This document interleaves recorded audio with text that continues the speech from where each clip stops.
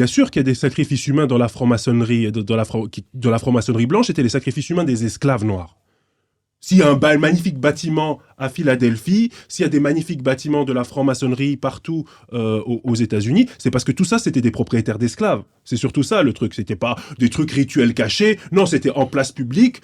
Des lynchages, on les brûlait, on les dépiotait, les torturait, les violait, les fouettait, au vu et au su de tout le monde. C'est ça, les sacrifices qui ont, fabriqué la richesse et la puissance de ces gens-là qui pouvaient se trouver être des francs-maçons. Mais qu'on me dise pas que George James, lorsqu'il participe dans le mouvement de franc-maçonnerie noire, a réactivé cette initiation aux mystères égyptiens et aux mystères, ramenés, dont on parlait tout à l'heure, depuis l'Afrique de l'Ouest vers les Amériques, vers le Nouveau Monde, qu'on me dise pas que ça, c'est du sacrifice humain.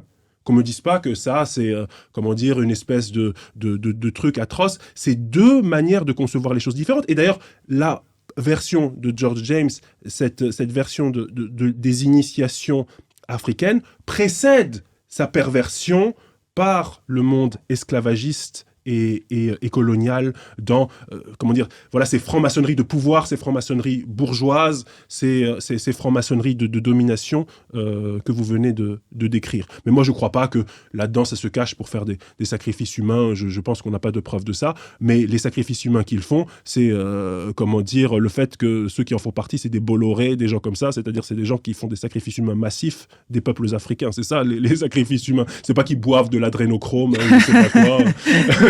Je suis pas trop là-dedans. Merci pour ces mots. Et je voulais rebondir, Jessica.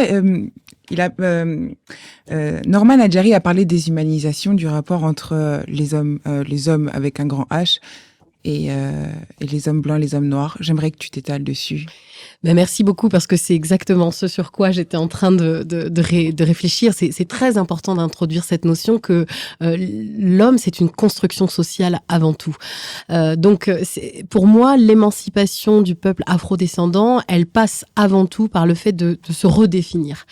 Et finalement, de sortir de cette projection. En psychologie, on appelle le fait de projeter sur l'autre un imaginaire.